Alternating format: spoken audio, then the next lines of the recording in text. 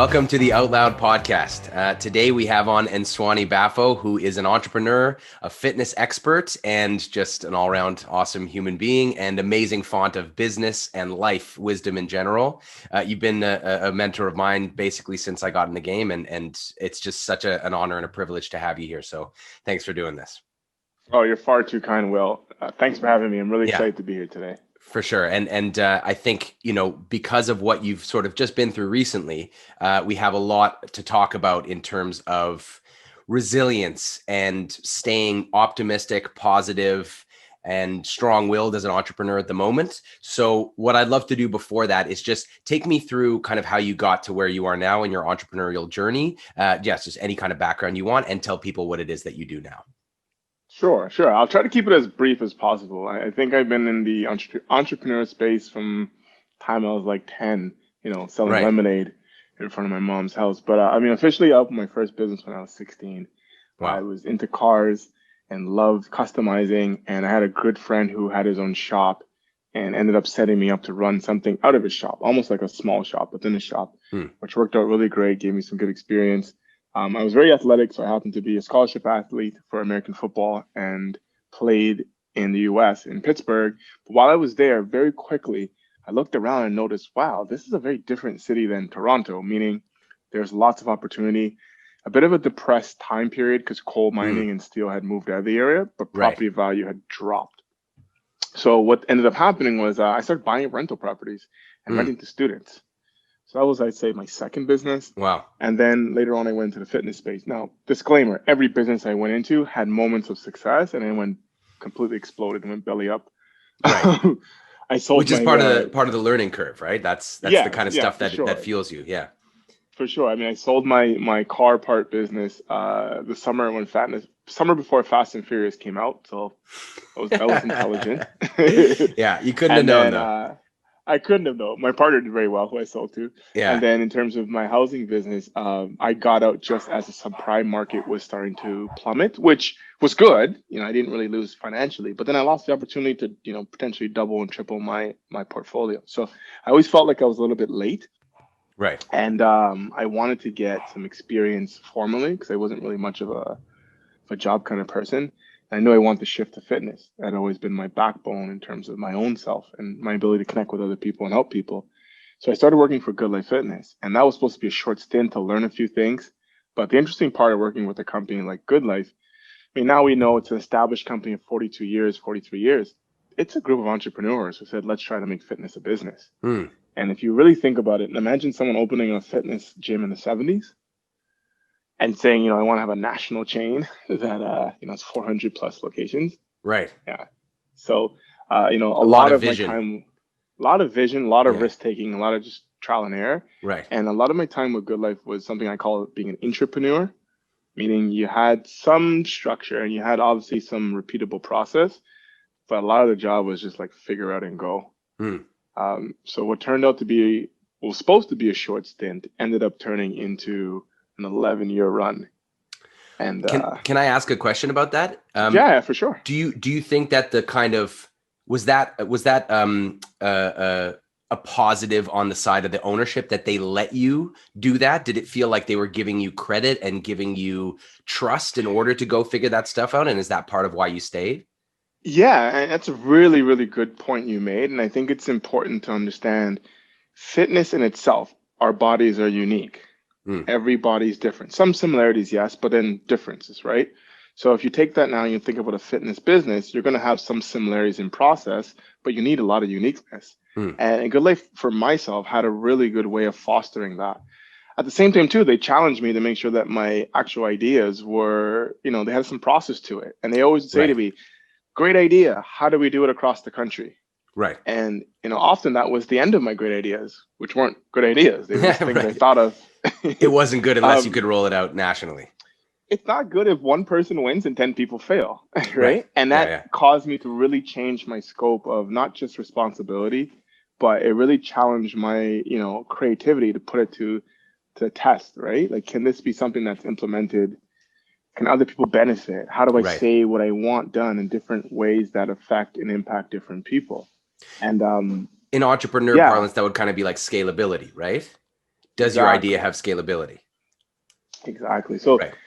that was something that every day challenged me. Different roles I took on caused me to rethink my ideas, rethink my process.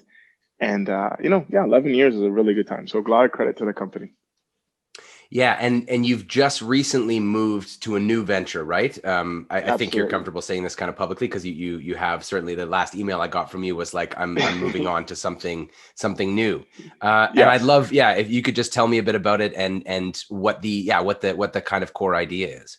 Yeah, absolutely. So I'm definitely staying in the fitness space, and I really want to elevate the experience between one-on-one training and clients. And I believe that right now, the need for someone to have a personal coach is higher than ever, especially with us being disconnected through COVID. And really, fitness is always making leaps and bounds, which I'm very thankful for.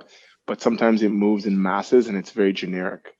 So having people to connect and say, here's what's going on in my life from a physical, mental, spiritual point of view, and checking in and assigning work, I think is going to be it's always been important. It's been the basis of my fitness career, but now I really want to make sure that I can offer that to a discerning crowd. Right. So I'm going into the space of working with companies and businesses that are small, they're very agile, they're in communities where Torontonians are working from home, and we're looking to create, again, lots of experience for health, mental, spiritual wellness. Yeah. So just shrinking down my portfolio and being a little more specific, if that was a little wordy. Yeah, no, that makes a lot of sense. And I couldn't agree more. I mean, what I'm in my space is more for, I guess you'd call it business coaching rather than fitness coaching, but it's the same philosophy behind. You can't just put out a bunch of templates and say, okay, if you follow X, Y, and Z, then your business will be successful. There has to be a look at who is this person behind the business. When I work with a founder, I ask them a lot of questions that maybe would seem a little too personal or a little on the sort of therapeutic side, a conversation you might have with like a therapist, but it's so important to know where are you coming from? Who are you? What are your values? What's your life like? What are the, stressors that you have? And what are all the pieces at play? Because that's going to inform how you do everything. Yes, well said. And I've always had a way of noticing, fact pattern recognition. I only learned that word a few months ago, but I understood it for years. And it's seeing the moving pieces and seeing, well, how do they fit? And just to double down on what you're saying, we're seeing an influx of tools, in-home workouts, Pelotons, IG Live, apps, technology. All that stuff is amazing because it's making fitness more digestible and it's bringing it right to people's door, literally. Right. The gap that I'm seeing, though, is that more than ever, we need to be on something progressive because the world right now broke. And we don't know what's happening with our economy. We don't know what's happening with our laws, with education, our careers. Yeah. I feel like now is better than now more than ever. Excuse me. I need to know, am I getting a little better each day, 1% better each day? Yeah. Right. And if I'm just using tools, yes, we have different feedback mechanisms built into like wearables and whatnot, but that's just data and tech. There needs to be a relationship side. Sometimes tech and data is not going to show you that 1% improvement, right? Right. Well, that's it. And that's a big problem, I think, in a lot of tech industries is how do you how do you make sure you're measuring qualitative data as well as quantitative? Because if you're not, then there's definitely something missing because human beings are emotional animals. We can't make everything logic based as much as we might want to. And certainly certain personality types, I think you and me are maybe both a little like this. We wish sometimes people could be a little more logical when we're, working with them or when we're, but sometimes it's just, that's not really how we're wired and even when we think we're being logical, we're actually being emotional because our emotional brain is kind of often in the driver's seat, even when we think it's not. That's a great point. Yeah. So for you, and I guess this will also get us into some of your personal recent experience with your injury. Yes. So, yeah, and I guess I kind of answered it for you, but yeah. So this process of doing a holistic, personalized, focused fitness regime, I guess you would say for your clients, like coming up with like what's going on in your mind, body, spirit, all that sort of stuff. Can you talk a bit about where that philosophy comes from and whether or not it is influenced by your recent sort of health stuff? Yeah, absolutely. anything I bring to my clients or businesses or cohorts, I'm always going to test it in myself, and really it's an extension of what I'm doing for myself and my own Right. fitness, my own regime. Um, I love performance lifting. I love the feeling of hitting certain numbers or hitting certain markers. I want to look good naked. There's no two ways about it. Those are Yeah, major we all do. motivating Yeah. factors. Yeah, we all do. Yeah. But I know the benefit from fitness comes from, the fact that I'm practicing micro challenges constantly Right. and building resistance towards that and really doing it in a controlled sense where if the challenge gets too hard, I can easily just stop, right? Right. And or I can find other strategies in order to get through the challenge in a very small microcosm that's safe. And I think often we don't look at fitness that way. So for myself, I'm on a good path. Life is good. I got beautiful wife, great kids, and my career with good life, fantastic. There's nothing wrong with it. The direction the company is going was great. I was definitely one of their key pieces. But then again, if I'm looking now to make sure that I'm practicing for the future or making sure I'm resilient for the future, I have to step back and really analyze and say, what's going on in my body, right? So for myself specifically, I've had an underlying abdominal tear, which turned into a hernia, probably 2 years, probably a little longer. 2 years you were dealing with this. Yeah. Now it wasn't acute. It wasn't something that happened, on a heavy lift or moving a couch. It was Right. from overuse and a poor pattern that I was recognizing, but not giving the attention that I needed. So in 2005, I had my right ankle and right leg reconstructed from a football injury. I had 2 surgeries to put a pin and some plates in there, a plate and some pins rather. And that was always going to be something that requires a certain amount of attention. Right.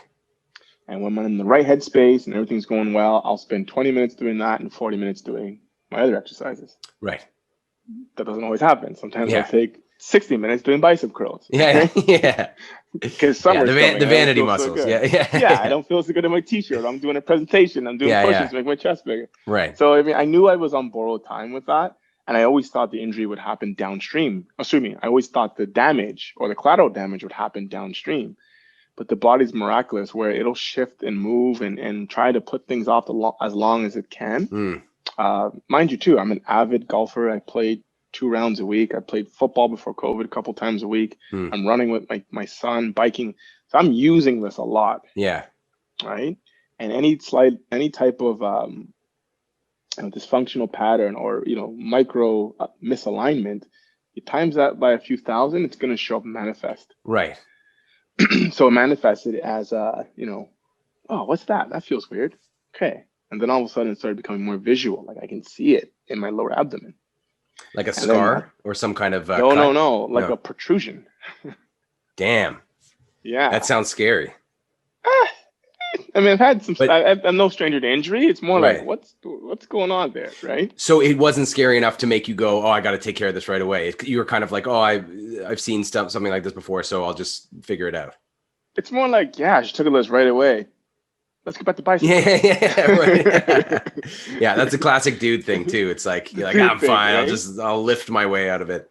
Yeah, let's get off. Yeah, a couple more pumps there. A couple more bicep pumps. Yeah, and I mean, it came to the point where my wife was like, "Dude, now, go right now and research it." So I went in for a consultation at the Shoulder's Clinic, which is world renowned, and we're very fortunate. Actually, let me digress for a second. We're very fortunate to have some forms of private healthcare in Toronto. Shoulder's is one of them. It's also unfortunate that these things are not talked about or made readily available to everybody. Right. Shoulder's is just in North York, Thornhill region. It's a private hospital. It's set up like a big house, like a mansion on a beautiful piece of property. And everything about their procedures, in terms of how they did the surgery, to their recovery, to even your group. You have a buddy that you go and talk to who also had the surgery, who you keep in touch with as you're healing after you leave the hospital. Right. The grounds are meant for walking. Huge. Yeah. Like there's days where I pushed it too far and I'm thinking, oh my God, I popped a stitch. And I would text my buddy, and Mike's like, no, I did the same thing. You're okay. Put some ice on it. You'd be just fine. Yeah. I mean, you can't quantify how important that is to a recovery process. That's Right? somebody to talk to about exactly what you're going through. Who knows? Exactly what you're going through. So, I mean, it was so cool to have that experience. But at the same time, too, I felt a bit of guilt. Like, wow, this is not available to everybody because it costs money. Right. But I mean, just tied back in, like I knew I needed to take care of it. And I knew by taking care of it and having the surgery, I would go back to zero. Yeah. So yeah. It's that commitment of like, once I commit to taking care of this, then I have to stop. No heavy lifting for 5 weeks. It's the end of golf season, golf. And my weights now are like 3 and 5 pounds. It's that mental challenge as well. But I knew, again, if I'm going to step in the right direction with my career, my next venture, my family, I can keep going. Everything is good, or I can take a step back to potentially go forward. Yeah. I feel like a lot of my current resilience in business and my ability to weather the storm of running a business and being an entrepreneur is grounded in my own recent injury. I guess it was about 4 years ago now, but I recovered right before I started my current business. And I injured myself actually when I was doing my other business out in China. And that sent me home from there. And the lessons I learned about myself, about, as you say, these challenges, about, I guess, investing in slowing down and stopping for future gains, about being better when you come back. And all of the mental work that I had to do, like going to therapy, talking myself out of the depression and the anxiety that came from, I went from being a co-owner of a business in China that was doing quite well. I had a girlfriend who was there, and she, obviously stayed in China when I came back. And so we had to break up. So being with somebody, living on my own, having this great company, having freedom and independence and a great job and something that I felt passionate about, to back on my mom's couch with her literally helping me get dressed and feeding me. And so the damage to my ego and my like sense of manhood and sense of adulthood and everything was tremendous. And so all that work of like getting through that and being okay with it, and being okay with a slow recovery process, being okay with not pushing myself too hard, but learning how hard to push. And then I know, as I say, all of the mental work of going, okay, this sucks. Yes, for sure. But it's not the end of anything or the end of the world.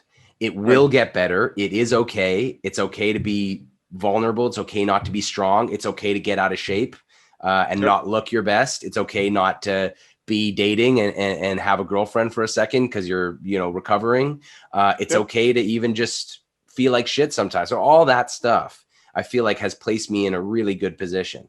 But so, yeah. And I wanted to ask you about that because you said you had a first injury, right? With your ankle and knee. Yeah. Was that one harder because was that your first kind of big injury? Yes.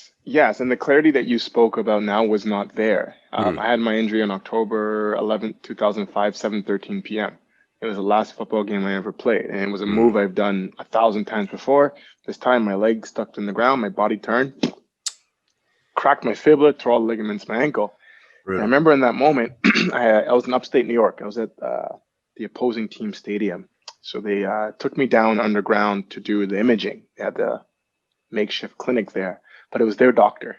And I'm just going to grab a piece of paper to give you an example. He came back with the imaging. He's like, okay, son, very common break. When I look at this imaging, I'm looking for a space between your talus, which is a bone in your foot, to see what the ligament damage is. If it's less than 3 millimeters, you'll be fine in a few months. It's bigger than that, you might want to think of a new line of work. And he took the imaging. This is my fake imaging. Yeah. And he's like, whoa, that's like 9 millimeters. Smacked me on the back and was like, good luck. And rolled out. That was it. Wow. Just because he was for the other team? Is that, you think that's why he didn't give a shit? It was small school football. To him, he was probably thinking, this kid's not going to the pros. It's a suck. Maybe his good luck was genuine. It just was. He's a doctor, right? Maybe he's a little more transactional. Just not great bedside manner there. Like, No, yeah. no, it was a solid My slap on the doctor did back. the same thing, by the way, though, the way he reacted to my MRI. He was like, whoa. And he actually said to me, do you mind if I keep this? And I was like, dude, yeah, what the fuck? Thanks. Yeah, thanks. Yeah. But I mean, yeah. So I mean, the process of understanding like injury really is a gift. I get that now. There's Yeah. a really good book by that title, "Injury is a Gift" by a guy, and I think it's Ben Schofield, who's a Hmm. world record powerlifter, and he talks about that. You know, if I look back to life prior to October 11, 2005, yes, I was, 6% body fat and I was jacked with muscles and I was a scholarship football player. And everywhere I went, someone wanted to buy me a drink and every Yeah. girl was smiling at me. Right. But the destructive habits I had were just going to lead me to a bigger crash at some point, right? Right. I didn't eat well, didn't sleep well. I partied hard. I didn't really think about my body in terms of longevity, right? Yeah. Which rewards you in that time period because it's the mentality you need to go and run yourself into someone 2 times your body size at full speed. You can't think You about need that. longevity. Yeah, because You're you not wouldn't do thinking it. about Yeah. longevity. No, it's a gladiator mentality. And it was good. Yeah. It served the purpose. I love the game. I'll never take away that point. But if I hadn't transitioned out, I have friends now. I'm 38 years old. We haven't played in 15 years. They're not in good places. They didn't transition well. Yeah. So I feel like that break, it forced me to start the lessons you spoke about. And it was an ugly road. It was about a year of, daily rehab. Second surgery came a few months later.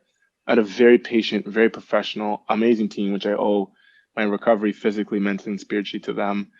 But, on the other side, you start realizing, I should stretch more. I should move more. I should not lift. Like it's my last day in the gym every single time. And what's this thing called, water and sleep? Imagine I was an athlete. I was an athlete. Yeah. Those things weren't even encouraged, right? It's a different time period too. Right. And it speaks a lot to how a lot of the athletic systems are run, especially college football. It's just a mill. Beat you up for 4 years and it's like a commodification, right? Like that's what that story you told me about going into that imaging session with that other doctor. It's like he's treating you like a commodity. And he's kind of going like, if you're not going to be a pro, then I'm not going to invest my care into you. And, this is a bad injury, but not my problem. So, right. And exactly. So it seems like with a lot of athletic programs, especially, they kind of like, really milk the young kids for what they're worth and then kick them to the curb when it's done. Absolutely. And that's it. I mean, I remember too, people would say, oh, you're so lucky you're on scholarship. You don't have to pay for school. And in many ways, again, experience, it was invaluable. But I mean, if you break down 70, 80 hours of work, a week, times 4 years, $100,000 scholarship, you do the math, it's minimum wage, right? Right. And the reality is, they're getting every dime. And my least enjoyable time in sports was during that time because it was really a business. And it was really a very rough business in terms of how it treated you. But I learned so much. I learned from experience, and I learned, I better take care of my body, and I better learn the nuances that maybe are not as popular in terms of like movement and flexibility, and then again spiritual practice and food and so many things that I don't think would have come in 2005. So this time around, as I noticed, well, to me, the world got injured. Yeah. Right. COVID's the big ankle sprain. Yeah. That's right. And you're seeing how, and you're seeing how different people react to it, based on their own experiences. Right. You're seeing the people that say, just put more plates on, bro. Don't worry about that. Right? Yeah. Just trying to power the way through it. And I get that. Then you're seeing some people saying, oh, I just got hurt. I don't want to play no more. I don't want to play ever again. Look what happened when I played, right? And then I'm seeing the people saying, yes, this current situation caused the injury, but what was I doing prior that didn't have me prepared?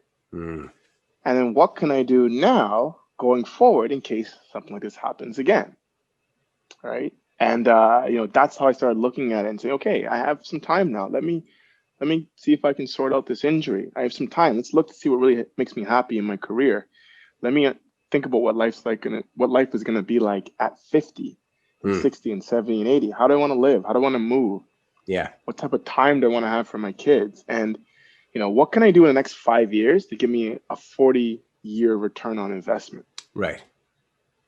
So can I ask you for some specifics there? Because I think this just would be really like beneficial for anybody Yeah, for listening sure. to You hear. always got to go specific with Yeah, me. yeah. I'm a So, big paint on the but canvas that's type of great too. person. And for me, that's also yeah, you need both. You need the higher level concepts to understand, okay, well, what am I working towards? But then of Yes. course, everybody needs somebody, for example, I've been doing boxing since quarantine happened because Smart. I always wanted to get into boxing. I never really did. And then I just started watching YouTube videos and learning a bit more about the movements and the punches and the footwork and the head work and all that kind of stuff. And now Good I'm man. starting to feel like I'm getting a hold of it. But the best thing for me is those coaches, these beautiful people who just give you an hour of content for completely free, high quality, great instruction. And they just put it on YouTube, which is amazing. Right. And that's a whole other conversation for fitness entrepreneurs, but entrepreneurs in general to just be generous with that content. Cause I've bought programs from these people. I've supported them there. It will give you a return on your investment if you just put out your valuable knowledge there, but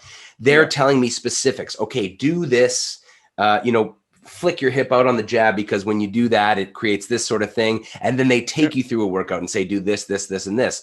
And it's kind of like the macro and the micro at the same time. So in terms of that thing about like, how do I want to move when I'm older? How do I want to feel, like all that sort of stuff?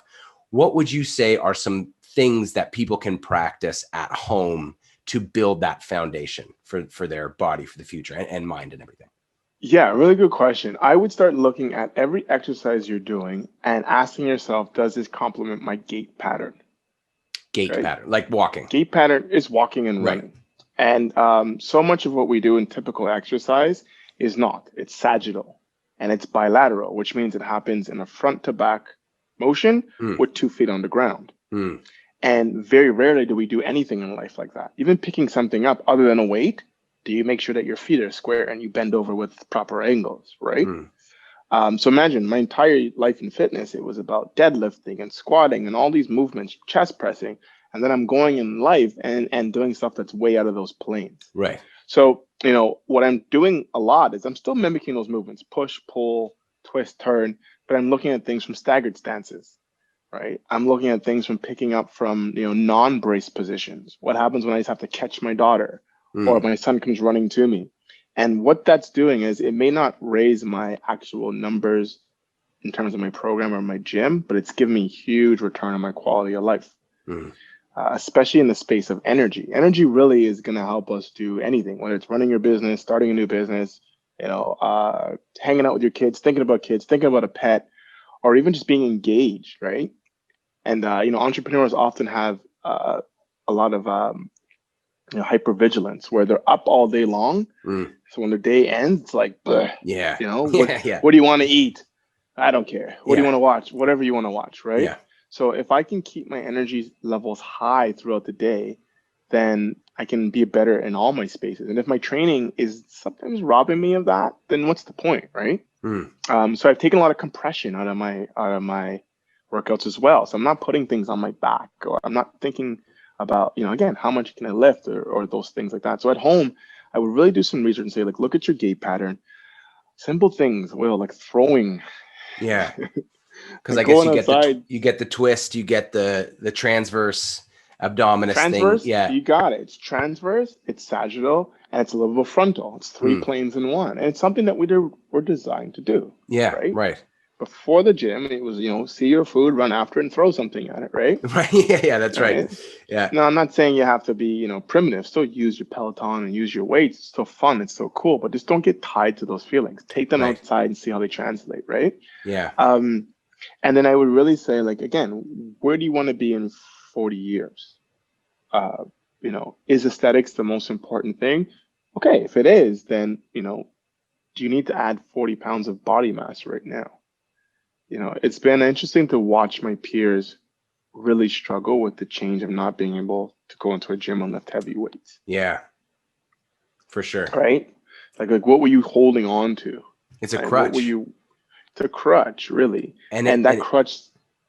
Sorry to cut you off. I was just going to say it's a crutch that's also tied into our self-image. I went through that as a younger man when I hurt my back for the first time when I was 19, and I had spent the last 2 years getting into weightlifting and bodybuilding because I was a kid in high school and I was like, I wanted I wanted to feel tougher. I wanted to feel like I could hold my own if I got into a fight. Sure. I wanted to impress girls with my physique. And so I started, weightlifting and basically bodybuilding, although I wouldn't have called it that at the time. Just I was working out, but I was lifting heavier and heavier weights. How much can I bench press? How much can I squat? All that kind of stuff.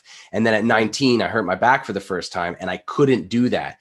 And my self-confidence just plummeted, Right. because I didn't have those big hulking shoulders anymore. And I just was like, and I was also kind of injured too. So I was like, anyone could kick my ass right now. I lost confidence just in general in my. You're not really strong when you're hurting, right? Yeah, you're not really strong when you're hurting. And then that's the point I'm saying. Like, is it that shoulder that's clicking and you're like, oh, just put more weight on, or I can't skip chest day. And I don't want to just attack the bros. Is it your back that's hurting? You're like, no, I gotta do my glutes and my kickbacks. I got to make sure my butt stays round. Or is it, the pain in your knee? You're like, I got to do one more ride. I got to keep up with it. It's the idea of, are you willing to let go of what you had for what's to come? And the brilliant part about it is that you're actually not going to lose what you had. The fact that I'm now using different parts of my body, like I said, stagger stances, multiple planes, respecting my fascia lines, which is deeper than my muscles. When I made up with one of my friends, I have a pretty good gym in my backyard. One of my boys comes over. We want to lift heavy that day. I can still lift heavy. Yeah, right. Yeah. It doesn't go away, right? Yeah. My son says, hey, let's go on a bike ride. We jump on the bike ride. Yeah. And we go for that. That doesn't bother me. And I think that's the whole idea of like, what do I want to do? What do I not want to have taken from me in the next 4 decades? Right. And what am I willing to do now? So I don't know if that was specific enough, because I think, the exercise is always unique. So I don't want to say what's right or wrong, or some people get into things and are very adversarial. I respect what you say about the 19-year-old bodybuilder, because that's exactly what you needed at that time. Right? Yeah. And it did give me something like that size that I built up actually gave me confidence to walk into a room and not feel worried, which I had before. I was a really anxious kid. And a lot of that anxiety came from, growing up and seeing violence and not knowing how to handle it and not knowing if I could handle myself in those situations. So I'd walk into a room and I'd be like, and then building that size that people were a little more respectful of, and knowing that like I could walk into a room and not have to shrink back or maybe keep my opinion to myself or whatever. That transferable confidence was great. But then of course I also had to let go of being the guy with the massive shoulders and back, because it actually, that physique wasn't serving me either. But maybe I had to go to the extreme to kind of swing back a little bit. And that's my point. There is no there and there is no wrong, in my opinion. My dysfunctional sport training for 11 years took me to multiple places throughout the world, right? Right. It gave me a lot of my identity. I met amazing people. It helped me launch my second business. If I wasn't there on scholarship, not paying for school, I would have looked around and said, whoa, houses here are 50 grand. Yeah. Let me try something here. Right. So when I say these things, I always want to be careful, because a lot of fitness is adversarial and competitive. And, if it's better than sitting at the bar and drinking, well, sitting at a bar, wherever that may be. Yeah. As long as you're doing something, I'm for it. But just always go through your questioning of self-discovery. Right. And think about what that ROI is going to be like in a few years down the road. Right. And so would you say that there is a good movement in the fitness industry towards, let's say, the mental health side of things? Or would you say that's still a little bit behind? Because what I learned from my injury recovery as well was about pain and chronic pain, and how if you're stressed or anxious and depressed, which I was, the limbic system in your brain, where that is held apparently, can amplify and distort pain signals. Even after any structural and tissue damage is gone, the recurring pattern in your brain is like, oh, fuck, my back's hurting, or whatever. For me, it was my lower back, but whatever, there's pain. Oh, don't do that movement. Oh, I'm going to spasm up because I don't like the way you're walking. And then learning to meditate, to go to therapy, to practice mindfulness outside of meditation as well, like just like mindfully moving, chopping vegetables, doing dishes, getting groceries out of the car. That to me, that really was the turning point for my recovery, when I met a doctor who explained that to me. I spent about 8 months doing all the wrong things. I was taking nerve blockers. I was considering therapy. Wow. I was on Percocet. I became addicted to Percocets, which was Yeah. dirty. Like, yeah. Yeah, I went down that road. I went down that road with my leg. Yeah. Right. Tough gig. How long were you taking Percocets for? I went Percocets from the month 1 through month 6. That was about almost exactly how long I did it too. And one day I sat there and I couldn't remember the last time I took a shit. Yeah. I literally could not remember. I was like, that's one of the worst parts of it. Was it a month ago? Yeah. And I was like, you know what? I gotta go. I gotta get off these things. So this time around, I knew I had to manage my pain. So I went, Monday was surgery. By Wednesday, I said, I'm not taking anything after that. And that was a little premature. I had to go more till Friday. But after that, it was off. Yeah. I know how quickly you can just numb your senses and completely turn off your proprioception. The first Percocet I took after I got back from China. So I was in China for 2 weeks with this injury, trying to get better there. I had sciatica, and I didn't even know what sciatica was at the time. So I had 2 weeks of going to Chinese hospitals, not understanding the medical advice I was being given, and not being able to walk. My girlfriend there was taking care of me. This is my ex now, but she was literally waking up, cooking breakfast, bringing it to me so I could eat with my medication, going to work, coming home, and then cooking dinner and doing all the dishes. Like, she was like superwoman taking care of me, but it just obviously wasn't sustainable. And I couldn't do anything. I couldn't figure out what was wrong with me. So finally I came home to that, the sweet Canadian healthcare system and OHIP. And which was great. But the first doctor I went to was like, here's something for the pain, Percocets. And the first one I took, I was like, oh, this is the best thing ever. Cause it was just instant numbing, like instant numbing of all the worst pain. And then, of course, I got hooked, and all this constipation, the feeling of like, I remember taking one and being in a public space, and I felt like I didn't belong there. I felt kind of like, you feel very detached. It's a very strange feeling. I think though that's the first sign of knowing you had enough. And as you're saying that, the whole time Percocet, Vicodin, playing football, like my injury was when I got an actual dose and a prescription. Prior to that, there was no prescription. Those things were just being passed out like Skittles. From the staff of the team. Yeah, it was something that I didn't realize till after I finished playing how serious it was. It just was never like, oh, I need this, get a script. It was like, let me get that. You have perk 30s? Yeah, I got perk 10s. Yeah, and you just pass them around like pogs, right? Man. But I don't want to lose sight of what you said about, do you think we're moving towards that? And I want to make sure I'm very clear in my thought process. The fact we're having this conversation, the answer is yes. But similar to how you said at 19 you had the big muscles and you were in pain and it took you a while to get detached from that, the fitness industry is in that same place. And I believe in the last 5 years we finally got the just attention that we deserve. And you saw that with the explosion of boutiques and boxes, and all celebrities are endorsing fitness, and that's amazing. But we're still very much in that look at me stage. Yeah, right. To the point where I know a lot of fitness professionals that are struggling with all type of addictions, all type of mental health issues, even addiction to exercise. But that upholding the image, because it's so new. It's like that first time you see your little muscles pop out. Yeah. Because it's so new, you don't want to let it go. Yeah. COVID has caused everybody to you have to take a break, which will help. But I'm still not seeing that transition over to what this truly means in terms of a holistic approach. It's still, get jack from home, get lean from home. And what I truly believe, what I believe is going to happen, I think a lot of people, no, I shouldn't say a lot. I think a certain set of the population, their eyes are going to be opened. And our government is doing a really good job displaying their priorities. They're telling us what they think about our mental and physical health based on their restrictions.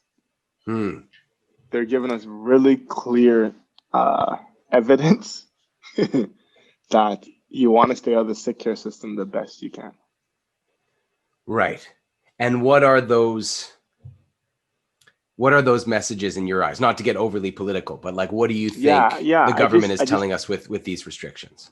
I think they believe that they don't believe in prevention, or they don't have an understanding from a personal level. Because what I see every day is obesity going up, mental health going up, domestic violence going up. Yeah. And all we're getting is more restrictions on things that we know are not contributing to the virus. Right. Okay. Yeah. And when I say that, again, I don't want to go on a tangent, get political. I just believe that some people are going to say, you know what? I see it and I don't want to go that route. I don't want to go into an overcrowded OHIP system where medication and surgery are going to be the outcomes. Yeah. I want to take my health by the reins. And with that being said, there's going to be certain professionals that can. Oh, did I lose you there? I lost your video just for a second. Yeah. Sorry. There's going to be that's certain all right. professionals that can deliver that service. Right. Is it going to be the masses? I don't think so. I think actually it's going to get smaller. And I think it's going to be a discerning client who understands the things we're talking about and maybe has the personal experience themselves. Yeah. Well, because I wouldn't have had, I didn't, and I believe wouldn't, although I guess I wouldn't, I don't know, but I believe I wouldn't have this knowledge about, or even this value system that I do now without having gone through the injury. And my value systems now are a lot more longer term focused. They're a lot more, focusing on sustainability and happiness rather than big biceps and looking cut or all that kind of stuff. And so, and for me, again, the mental health side of things is so important because I believe, so this is a bit of entrepreneur, I guess, philosophy or whatever, or what have you, but I believe that under all our pain points that as entrepreneurs we're trying to solve for the market, there's one that exists under everything, and that is emotional well-being.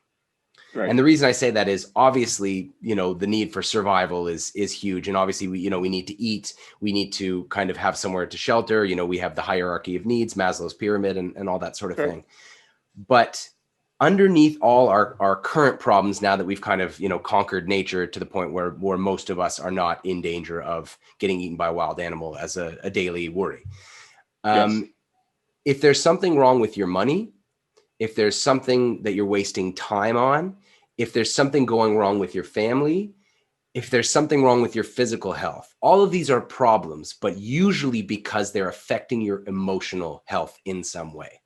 For example, if you're wasting time, but you're loving what you're doing, then there's no problem. If the time wasting is not painful to you emotionally, then who cares? Like, you can spend 6 hours on a beach, reading a trashy thriller novel, and if that's where you want to be, then that's fine. There's no problem. If your sister doesn't talk to you, but you've done the work to become okay with that, and for whatever reason you guys can't make up and you can't fix this problem, then that's not going to be as big a deal as if so these other pain points like family and physical health, and like I said, for the injury, my physical pain was so much worse when I allowed it to be really screwing with my mental health. Once I fixed the mental health side, it was a huge turnaround. And I agree. And I guess that's why my answer was so kind of, gray area, because yes, and there will be people who understand that from experience, and there are going to be other people who want the distraction. And that could be Percocet, it could be social media, it could be, all the things, augmented reality is doing amazing things that I believe is going to help exactly what we're saying, but it's also just going to cause you to drift and plug out and not deal with what's going on. So I wish I can say, fitness is the great, savior. I believe that in my own practice and the people I know and the ones around me, and that's my mission in life. But I also know, with commodities, you always have to be ready for for a little bit of dissatisfaction, right? Yeah, absolutely. And I think too, in the entrepreneur tech, especially tech space, people trying to come up with tech solutions for the future. We see this in the movies like The Social Dilemma and stuff. It's that all of these technologies are not being made with any kind of human emotional well-being metrics in mind. They're being That's the scary part. The business, that's the part disappointing. It's a for business sure. case. It's a business case. How can I get more whether if it's a marketing tool, more engagement likes shares. Yep. If it's a fitness tool, how can I get them to spend more money on the subscription service? How can I hook them so they need to keep upgrading their payment structure? Whatever the incentives are, all based around sucking our attention in and not making us feel better. Right. So I want to really touch on that right there for a second, Sure. because the grand prize is our healthcare system. It's inefficient, it's bloated, it's ineffective in many ways. And I do believe that tech will help support it. I do hope it will make it more available to more people. But I also have to be ready for the fact that everything you just said just drives people towards, paying to stay alive. And that's the dangerous part that I don't feel confident in some of these big companies. You start tracking my information and almost what my value is going to be on the back end when I'm sick. Wow. Yeah. I hadn't thought about it in those terms. That's really depressing. I think too much. Yeah. Yeah.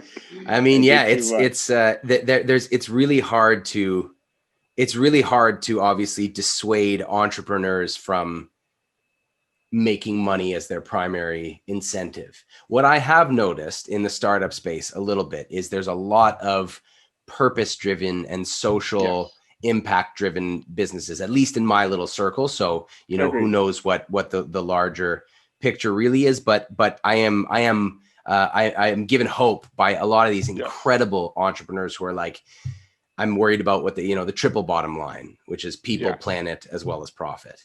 Right. And so I think the biggest thing you can do is just make sure you start taking care of yourself and those around you. Because if we all do that, that's going to have a very big ripple effect to where, that will inspire maybe at a point where, a company takes on a massive influx of capital, and that capital may not have the same alignment as the original agendas. Maybe now you have a staff that says, no, we're not for that. Yeah. Or shareholders or even the marketplace that says, wait a minute, you guys are changing.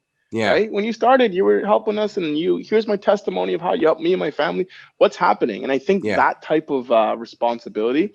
And I actually want to take a step back and make sure that when I speak this way, it's not at all pessimistic, because that's not who I am. It's just more allows me to understand what my mission has to be. Right. Yeah. And it's creating those changes at the surface level with individual people, which is why I took a step back as well, because the bigger I got, the less I was touching and the less I was making that direct impact. And I know now, like, for example, I'm working with a 12-year-old kid, and he's amazing. He came for football training, but very quickly I realized, okay, we have some attention deficit concerns, and he's thriving. A month in, his dad's training. Yesterday his mom came in, right? She wants to start. Yeah, that's impact. That's amazing impact. And I think if we're all just doing that, shepherding ourselves first and then shepherding us around us, then at the end of the day, companies, organizations, politicians, governments are just made up of people, right? Yeah.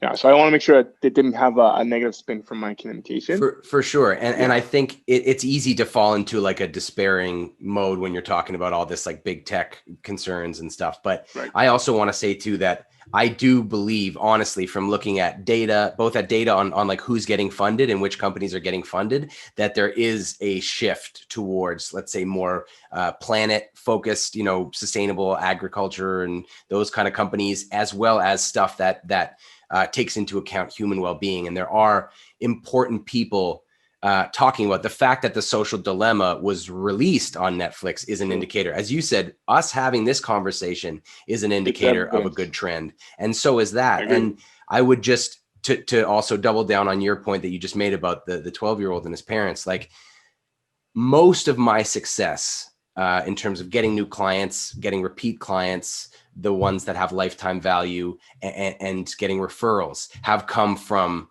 satisfied customers, people who felt like I actually provided real value to their lives. It hasn't come from like automated marketing campaigns. It hasn't come from like generic lead generation tools that aren't really of any use and just, shoves my product in everybody's face. It's come from, real people feeling like there's been actual value delivered. And that's honestly, I think that you can't overstate that to entrepreneurs. And again, that ripple effect of start with yourself. My whole thing is like, go to therapy, forgive yourself, practice self-compassion, practice self-acceptance, become a fan of yourself, become an encourager, become your own best friend in the way that you talk to yourself in your own head. And watch the great ripple effects that has, because it will radiate outwards. Yeah. I love that. I love that. I agree completely. Yeah. All right. I think that's a great place to leave it. Thanks. Okay. Yeah. Thanks so much, Nsuani. It kind of flew by. We've almost hit an hour there, but yeah, almost an hour, like 50 minutes, I think. Wow. Okay. Yeah. That was good. That was really man. Good. For sure. Thanks so much for doing this. I'd love to have you on and talk about, because I know there's so much and more. Every time I talk to you, offline as well, I always just leave with so many good ideas and just kind of buzzing. So I really, really appreciate this. And yeah. I receive your words. The feeling is mutual, and sure, I'd love to talk anytime, Will. Okay. Take care, man. Be well. Thank you so much. Bye. See ya. Bye.